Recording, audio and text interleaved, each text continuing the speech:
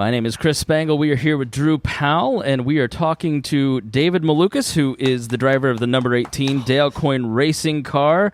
Tell us about your month of May so far.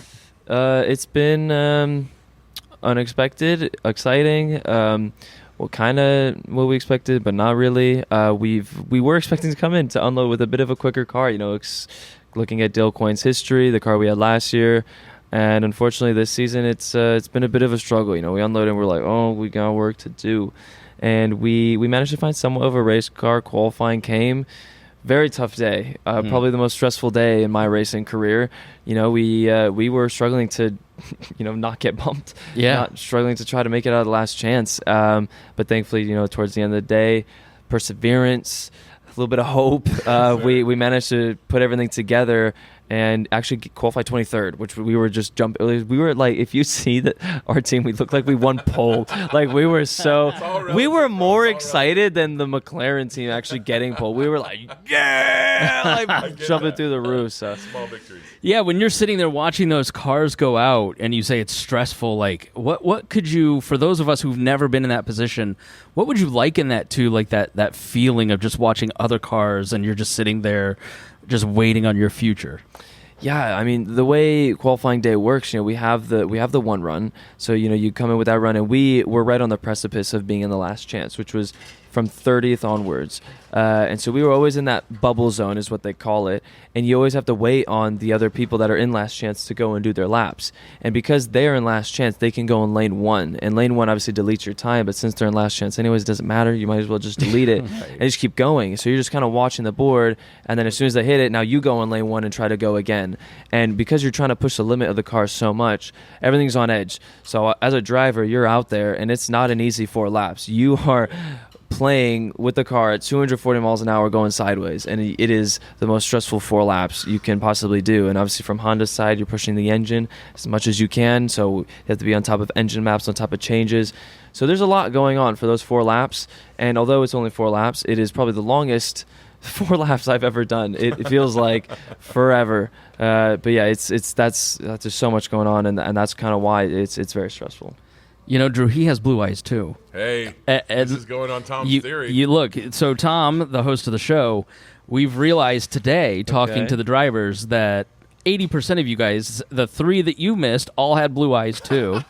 So what do you think? There's some sort of working theory? Maybe there's a driving gene that's... Maybe you have blue eyes. It equals good drive. I mean, Jody, what color eyes? You have blue eyes? Green? Oh, no, okay. she can never, not going to be a driver, I don't think. That's crazy. So, wow. It's one of those things where I thought Tom was being Tom, and like, okay, bro. But then everybody kept coming. Yeah. With the exception of like the Brazilians and, the Mexican guys and the Japanese, like, everybody else has blue eyes. So like now I'm like, wait a minute, we're gonna have to call Bill Nye the Science Guy. Figure it out. Bill Nye, that was my childhood, man. That's awesome. No, I'm actually gonna use that if I ever see like a baby or something. I'll be, oh, blue eyes, he's gonna be a racer. Yes. Indeed. Grab that other mic for me. There's something wrong with your Chickity check, microphone checker. There we go. Yep. All right. I knew if you weren't popping through that other mic that it wasn't working. You probably catch me on your mic with this voice. Exactly. Now, I hope this isn't an offensive question, but were you homeschooled? I was, yes. Okay. How did that help your racing career? Because I would imagine with that freedom, you got to do all kinds of fun things while still being educated. Of course. I did homeschooling when I went to Europe, so I was still in go-karting at the time, but I was doing many European series, so I actually lived in England at the time. Wow. So it was easier to count the days I was out than in school, and so I was going to get like kicked out of the school anyways. They're like, you're never here. Yeah. So I was like, yeah, it's time to go to homeschooling. I need to be on the go all the time, and it helped a lot. Of course, it also helped with discipline, with the homeschooling that I did. It was kind of just like, here's a whole semester, do when you want. Yeah. It's your own consequences. Obviously, for me, I was like, sweet, not going to do that. Let's go race. Do you know any math at all? I mean, well, now I'm not in school anymore, so it's like now that's kind of faded away. If you would ask me a few years ago, yeah, probably. Yeah. Where did you live in England?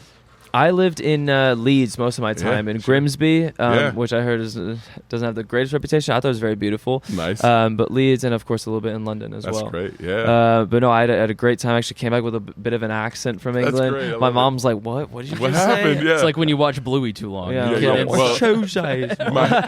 My wife is English, and so it's funny. Early on, my son would start he was so confused. Like some things he would say like her, and some things like me. It does get in you. Yeah. That's fun though, man. No, it was really good. And homeschooling, it definitely helped me disciplinary wise to make sure I'm independent and not having a teacher tell me when things are due. But then again, also getting educated on the go. So we interviewed a lot of other drivers and asked them if they went to the principal, and all of them said yes, and it was for missing school. Oh yeah, right. I had one. It was me and every teacher that I had in my grade, and the principal and the vice principal, and they put me in a room. And immediately, for a kid, I was in middle school. I opened that door. I just busted out crying. I was like, oh! And I was like, no. And they're just like, yeah, you're never here and everything. I'm like, okay, please. I just want to race. yeah, exactly. So, but no, and then, we went to homeschooling and everything. It worked out for you. It worked out. It's amazing. And I love the homeschooling. Which number is this for you, Indy 500? This is my second. It's only my second one. I'm 21. How does it feel the second? Like the first time, I got to imagine it's so overwhelming. We were talking to Rossi, who won it his first time, and he's like, I still can't quite compute that. But is it now the second time? Does it feel a little bit more like, okay, I kind of understand what's going on? Leading up to the race, yeah. I mean, now I kind of know how the schedule is, what to expect, how qualifying everything works. But I do think on race day I'm still going to be absolutely mind blown. I think I talked to Newgarden last season. When we were doing the driver intros, we walked down Gasoline Alley and all got on the stage. Steve Aoki just and so I talked to Newgarden. I'm like, does this feeling ever get old? Do you get used to it? And he just told me, he's like, never. The feeling that you get for this race, it's always special. Yeah. And whatever you're feeling right now, you're going to feel all the time. And I was like, well, I'm pooping my pants. So I guess I'm going to feel it every single time. That is awesome. Yeah, I guess Sunday we'll wait and see, and most likely will probably be pooping my pants. I'm gonna have a little Febreze in my pocket if I see it. We'll hit you up. It's all good. Exactly. Yeah. That's always like a famous question. Have you ever pooped in the race car? I've not pooped. Got very close to peeing, but the thing is, if you have to really pee, it's only when it's like a long yellow flag. So obviously, when you're driving, you're racing. That is not in your mind. You are so just focused on shut down. But as soon as you go yellow and you're relaxing, and now you're and then you hit a bump and it's you get close. But I did one time. It was so bad. I was like, I gotta do it, and I let go, but I couldn't let go. I couldn't do it. So I was like, okay, I will. Actually, it just sucks, but I can't let go, so I'm just gonna sit there. And then the race went green, and again, you forget about it. Have you ever finished and you're just like, I've got to do a million interviews, but I really have to go to the bathroom? Yeah, no, because I immediately just tell Jody, I'm like, I gotta go to the bathroom ASAP, right now. Good PR person's worth $1 million in racing. Oh, amazing. She knows, she already has all the locations ready, closest bathroom. We got this one. Skills. If you want to go another minute longer, you could get a really nice bathroom over there. She's got it all planned out for me. That's great. Yeah, it's amazing. She's like the Yelp of bathrooms at race courses all over the world. Yeah, it's just incredible. That's great. Is there something that you do that kind of drives your team crazy, where they're just like, please stop doing this? Is it tweeting? The team doesn't really get affected by any social media stuff.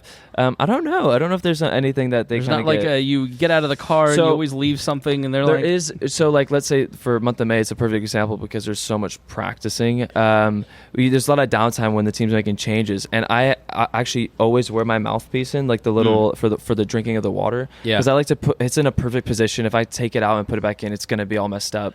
So I always just leave it in, and if I scratch it, it makes this funny noise, and on the radio, on the intercom, it's just so everybody's working on the car. Engineers are talking to each other so I think we should go on the spring and lift this up, and I'm just over here